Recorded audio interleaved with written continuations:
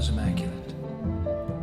He drove it perfectly, brought it to rest perfectly, framed it perfectly. He had a feeling for landscape, a feeling for the nature of the idea of greatness, for things that stand outside of time, and how science formulates eternal timelessness.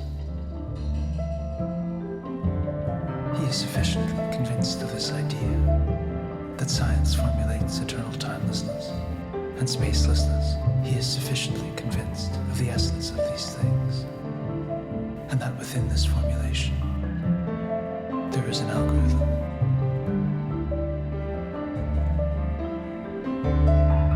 No one knows what the algorithm does or how it works. When he speaks of the algorithm, we marvel at the beauty of the word and how it sounds. It has a sound like long singing, and no one has written it. The sound of some long singing thing, and everyone hears it. It seems to recede as the cone of night descends. Where it goes is unclear. Where the song goes when it recedes is unclear. Before they said of him, he had only gone back into the darkness of night. The night matters. The quantity of available light matters. It seems to have something to do with this, or perhaps it does not. In the event, what he did calmly.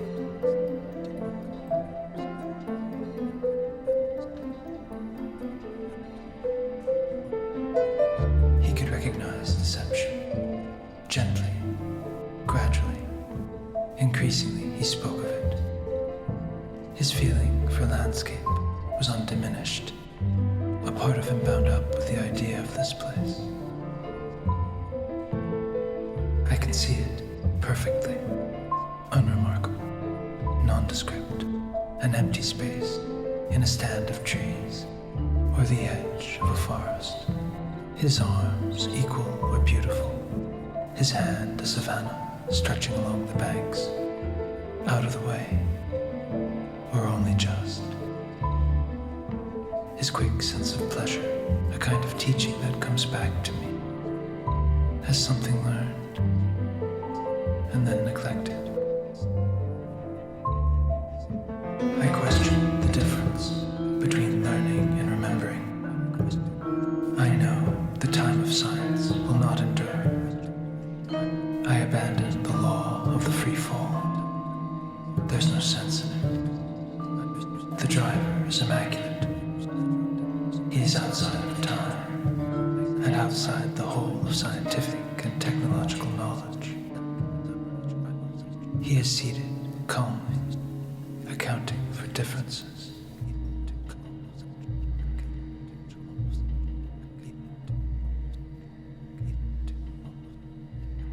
He breathes in, experiencing the whole body.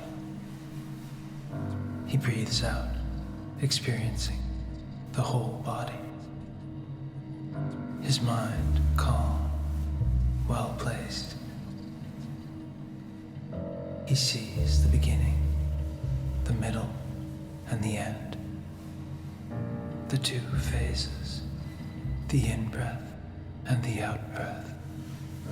He breathes in, long, and knows. I am breathing in long. He breathes out, long, and knows. I am breathing out long. He breathes in, short, and knows. I am breathing in, short. He breathes out, short, and knows. Now he is dreaming. Now inflicting a great storm. Now he is not forgetting. The whole procession of images. saw the stream or the river, the policeman whom ground bewitched, the incidental flaws, the ceremonies. Everything flows. Nothing ever repeats. Every opportunity lost is lost forever.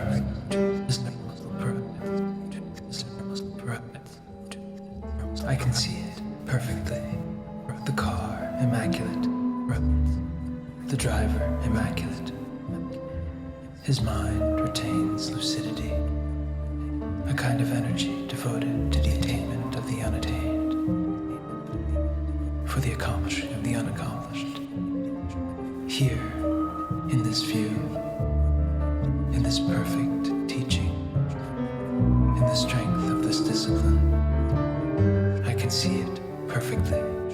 The car softening slowly, the driver growing in equanimity, bringing back into the present time the origins of his person. He sees the road behind him and days of snow, exact resemblance, remembers understanding without effort, silent possession, algebraic smoke. He watches the land, the city, the small spaces. He recovers moments of night, structures of air. He feels again the invasion of heat, which helps forgetting.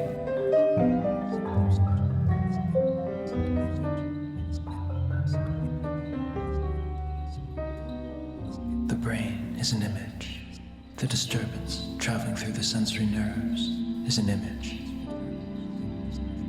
He remembers the exact point of imitation, recalls weeks when the rain fell, with selflessness. He sees forms shadowed by clouds, feels again his way of loving very much. He must have known that life proceeds by division, dissociation. That's the short form of what he must have known. But it's all there. The essence of the idea, the great reach of it.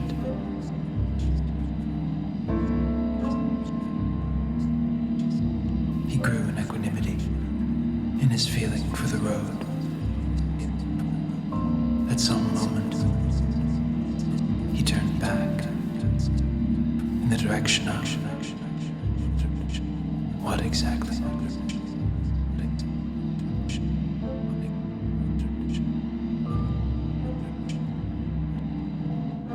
He breathes in, experiencing the whole body.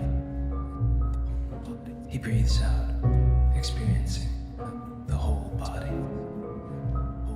He is ardent, fully aware, serene.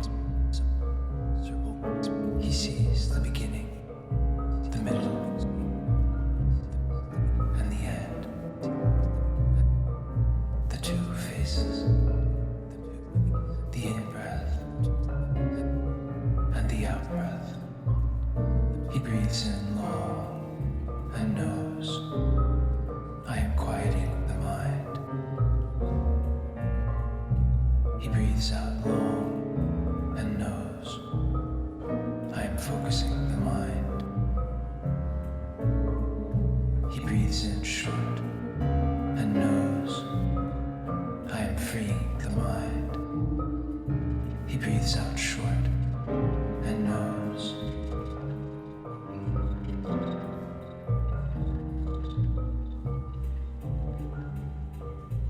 All unity is the unity of a simple act of the mind.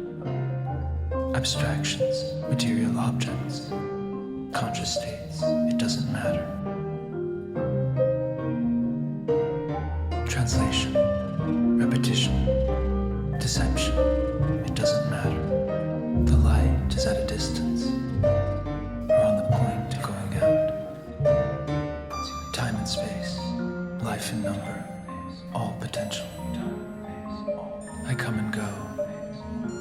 I leave the image of my house for the image The city is unpossessable, like grammar, or landscape, like weather. The faces are indivisible from the streetcar. They form an image. The rain is an image, unpossessable.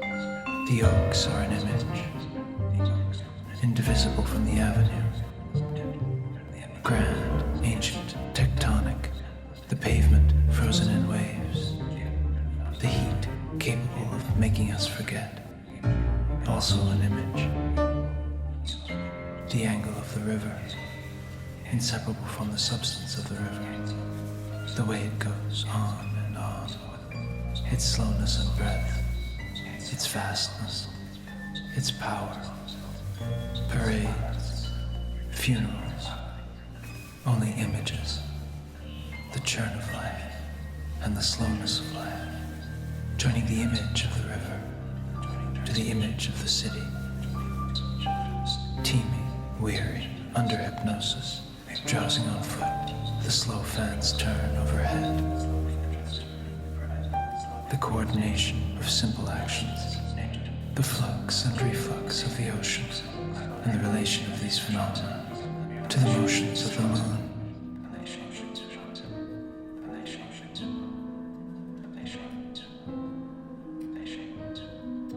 The water, deathless, mathematical. Everything finds it, eventually. This is unquestionable, unquestioned, possibly unknown, or not enough known. The enormous night spreads in my mind. He breathes in, experiencing the duration of the breath. He breathes out, experiencing the duration of the breath. He removes avarice from his mind. He removes sorrow from his mind. He removes desire from his mind.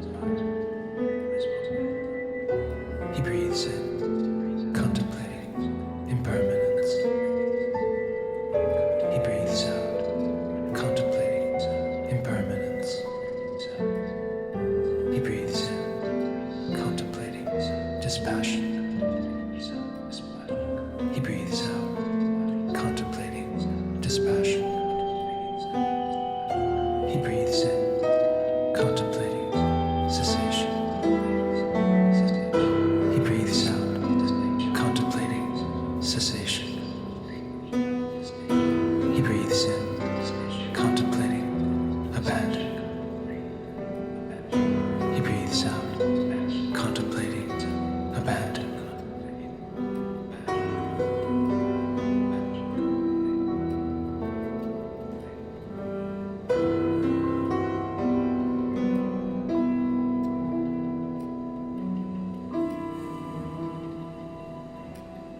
I can see it perfectly.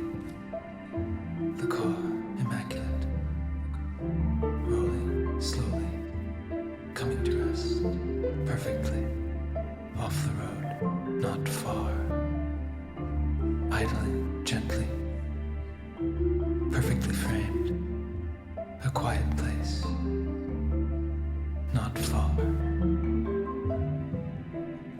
He's gone to the wilderness, or something like the wilderness, to the root of a tree, or an empty place. He's already seated. He doesn't fold his legs. He straightens his body, establishes mindfulness, concatenated, complicated. He breathes in, multidimensional, conscious of the duration of the breath, unconscious, unthinking. He breathes out, ever mindful, his breath following the sea. Not far.